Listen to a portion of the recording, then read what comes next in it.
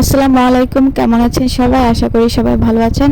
আল্লাহর রহমতে আমরা অনেক ভালো আছি। তো চলে আসলাম নতুন একটি ভিডিও নিয়ে আপনাদের মাঝে। আশা করি আজকের ভিডিওটি আপনাদের ভালো লাগবে। যদি ভালো লাগে লাইক কমেন্ট শেয়ার করবেন, আর পুরো ভিডিওটা দেখে তারপরে কমেন্ট করবেন প্লিজ। পুরো ভিডিওটা দেখার অনুরোধ রইল।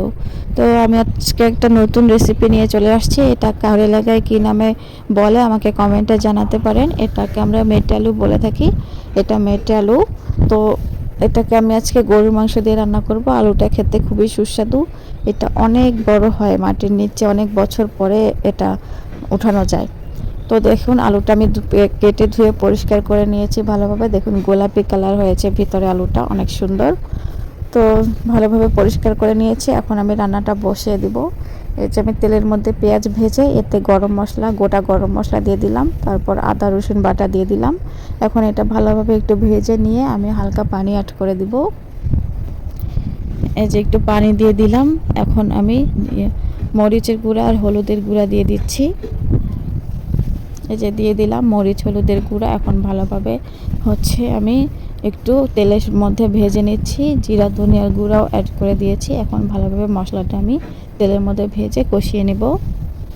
মশলাটা ভালোভাবে কষানো হয়ে গেলে আমি এখানে গরুর মাংসগুলো অ্যাড করে দিব। মশলাটা যখন উপরে তেল ভেসে উঠবে তখন আমি মাংসগুলো অ্যাড করে দিয়েছি। দেখতে পাচ্ছেন আমি বেশি মাংস দিচ্ছি না, অল্পই দিচ্ছি। দিয়ে আমি ভালোভাবে যে মাংসটা কষিয়ে নিব। মাংসটাকে খুব ভালোভাবে কষিয়ে নিয়ে তারপর আমি আলুগুলো অ্যাড করব। দেখতে পাচ্ছেন মাংসটা আমি কষিয়ে নিচ্ছি খুব ভালোভাবে। এই যে মাংসটা আমার অনেকটাই হয়ে গেছে কষানো, আর একটু কষিয়ে নিব। আর একটু কষিয়ে নিয়ে তারপরে আমি আলু অ্যাড করব। এই যে আমি একটু নাড়াচাড়া করে তারপরে মাংসটা নেড়ে চেড়ে কষিয়ে নিচ্ছি। মাংসের উপরে যখন তেল ভেসে উঠবে তখন আমি আলুগুলো অ্যাড করব। এই যে দেখুন মাংসটা আমার অলরেডি কষানো হয়ে গেছে। অনেক ভালোভাবে আমি কষিয়ে নিয়েছি, ঢেকে ঢেকে তারপরে রান্না করে নিয়েছি মাংসটা। এখন আমি আলুগুলো অ্যাড করে দিচ্ছি। তো আশা করি আজকের ভিডিওটি আপনাদের ভালো লাগবে, লাগছে।